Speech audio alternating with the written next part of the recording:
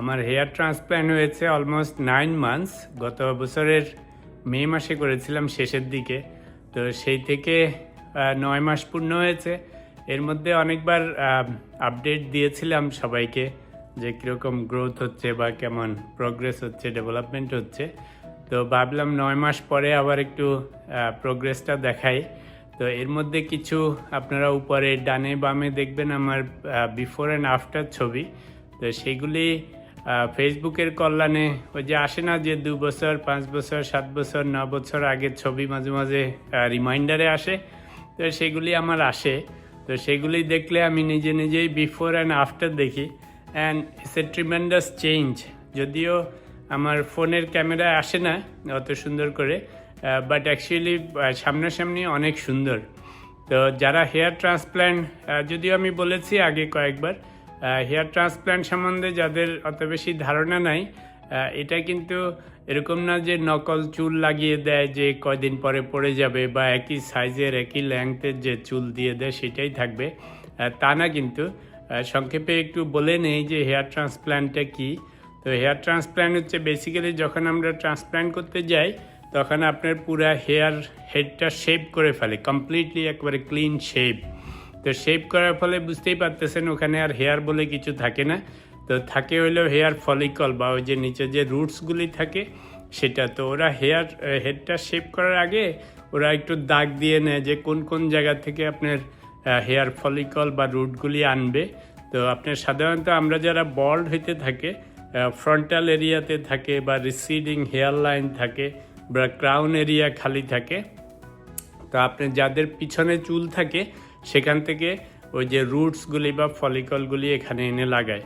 তো আগের দিনে, এখনকার দিনে প্রসিডিউরটা অনেক ডেভেলপ হয়েছে, সেই জন্য আগের মতো অতটা ডেঞ্জারাস না, কষ্টকর না। Obviously it is painful, no doubt about it. তবে আগের দিনে 5, 10, 20, 15 বছর আগে যখন করতো আপনার পুরা পিছনে ওই যে খুলির উপরে চামড়াটা এরকম কেটে ফেলতো, মানে ছুরি দিয়ে একেবারে কেটে চামড়া উল্টে নিচের থেকে যে ফলিকল বলি বা চুলের গোড়া ছিল সেটা তুলে নিয়ে আসতো, এনে এখানে আবার ইমপ্ল্যান্ট করতো। এই জন্য কিন্তু এখনকার দিনে আর ওরকম চামড়া কেটে উল্টাতে হয় না। এখন ওই যে সিরিঞ্জের মতো অনেক সফিস্টিকেটেড ইকুইপমেন্ট বেরোয়েছে। তো ওখানে আপনি শেপ করার পরে আগেই দাগ দিয়ে রাখে কোন জায়গা থেকে হেয়ার আনবে ফলিকলগুলি। তো সেগুলিতে এরকম ওই চিমটির মতো, ঠিক চিমটি না, সফিস্টিকেটেড মেশিন দিয়ে টিপ দিলেই ওই ফলিকলগুলি উঠে উঠে আসে। তো দেখা যায় যে আপনার যত হাজার নেয় পিছন থেকে তত হাজার ওখানে ছিদ্র হয় অবভিয়াসলি। আবার অনেক ব্লিডিং হয়, কাটা ছেঁড়া কিছু হয়, এমন না যে শুধু টেনে টেনে তুলে ফেলে, তা না। তো ইমপ্ল্যান্টেও আবার এনে সফিস্টিকেটেড ইঞ্জেকশনের মতো আছে, ওগুলি ইমপ্ল্যান্ট করে সুন্দর করে। এটা হচ্ছে প্রসিজিওর। তো যখন আপনার ওই, আমি এটাকে বলি অনেকটা একটা ওই যে আপনার যারা চারা গাছ তো চিনেন, সিডস থেকে যে সমস্ত চারা গাছ হয় সেটাকে যদি পটের মধ্যে বড় করেন তারপর যদি মাটি সহ ট্রান্সফার করেন তাহলে অতটা বোঝা যায় না, কিন্তু যদি আপনি গাছটাকে আস্তে করে তুলে নিয়ে আসেন দেখবেন শিকড়গুলি বের হয়ে থাকে। তো সেটাকে যখন অন্য জায়গায় নিয়ে বসান তখন নট নেসেসারিলি সাথে সাথে কিন্তু বাড়ে না। কি হয়, প্রথম কিছুদিন মনে হয় জানি মরে যাচ্ছে, রাইট? কারণ ওই যে আপনি যে শকটা এক জায়গার থেকে তুলে আরেক জায়গায় দিচ্ছেন, তো সেই শকে প্রথম মরে যেতে লাগে, পরে আস্তে আস্তে পানি টানি খেয়ে আবার ঠিক হয়। তো হেয়ার ট্রান্সপ্লান্টেও কিন্তু জিনিসটা এরকম হয়। যখন ওরা ইমপ্ল্যান্ট করে আপনার তো শেপড হেড, তো দেখা যায় শুরুর দিকে প্রথম উঠে কিছুদিন পরে সেগুলি শকে বেশিরভাগ পড়ে যায়। তো সেই জন্য ভয়ের কিছু নাই, এরা আবার উঠে ওই চারা গাছের মতো। এনিওয়েজ, এটা একটা এক্সাম্পল দিলাম বোঝার জন্য। আরেকটা জিনিস হচ্ছে হেয়ার ট্রান্সপ্ল্যান্টে আপনারই হেয়ার এনে বসানো হয়, এমন না যে বরোড হেয়ার বা কারোর থেকে এনে দিবেন, সেটা হবে না। তো এটা হচ্ছে হেয়ার ট্রান্সপ্ল্যান্ট। তা আমার বেলায় যেটা হয়েছিল, আমার আগের ছবিগুলি থেকে দেখতেই পাচ্ছেন আমার ফ্রন্টাল এরিয়া অলমোস্ট খালি হয়ে গেছিলো, আর আপনার এই যে ক্রাউন এরিয়াও খালি হয়ে গিয়েছিল। তো ফার্স্ট টাইম আমি 2023-তে সাহস করে গেলাম, করলাম। তো রেজাল্ট ওয়াজ ফ্যান্টাস্টিক। কিন্তু আমার অত পিছনে ডোনার হেয়ার ছিল না, আসলে আরও 5-10 বছর আগে করলে হয়তো বেশি থাকতো। তো যেহেতু ছিল না সেই জন্য একটু হালকা করে ফুল মাথায় করে এনেছিলাম, কিন্তু ফলাফল ভালো হয়েছিল, বাট একটু ফাঁকা ফাঁকা ছিল, একটু থিন ছিল। তো গতবার আবার 2025 মে মাসের দিকে আবার গেলাম। তো সেকেন্ড টাইম একটু ওই যে ডেন্সিটি বাড়ানোর জন্য।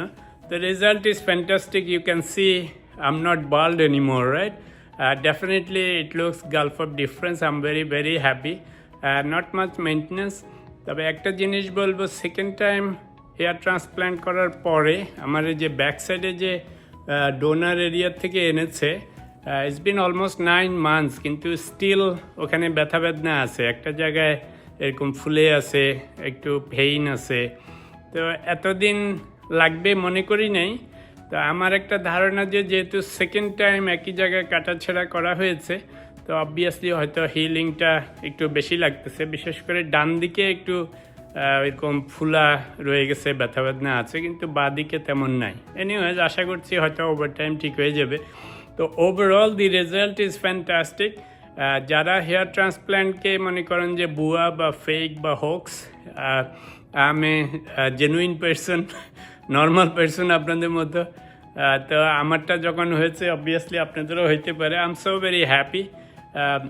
এটা কিছু না তেমন, কিন্তু আপনি যখন আয়নার সামনে দাঁড়াবেন, যাই চেহারা আছে, মানে চুল থাকুক না থাকুক, ইট ডাজেন্ট ম্যাটার, বাট যেহেতু অপশান আছে, দেন যদি সামর্থ্য থাকে বা সাহস থাকে, কারণ দুটোই লাগবে, তাহলে আমার মনে হয় hair transplant is an option. So far I am very happy.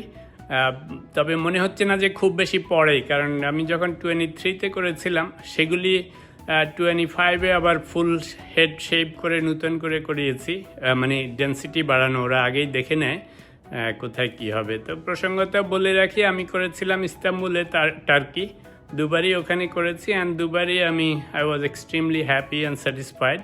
তো যদিও মাঝে মাঝে আজকাল অনেক খারাপ খবর শোনা যায় যে অনেকে মারা টারা যাচ্ছে বা রিস্কি, ডেঞ্জারাস, শুধু একটা সাজেশন হচ্ছে, যদি ডিসিশন নেন এবং যদি অ্যাফোর্ড করতে পারেন, always choose the best hospital, যাতে অল্প কিছু টাকা না বাঁচিয়ে, যাদের ভালো ইকুইপমেন্ট আছে, ভালো ডক্টর আছে, ইট ওয়ার্কস।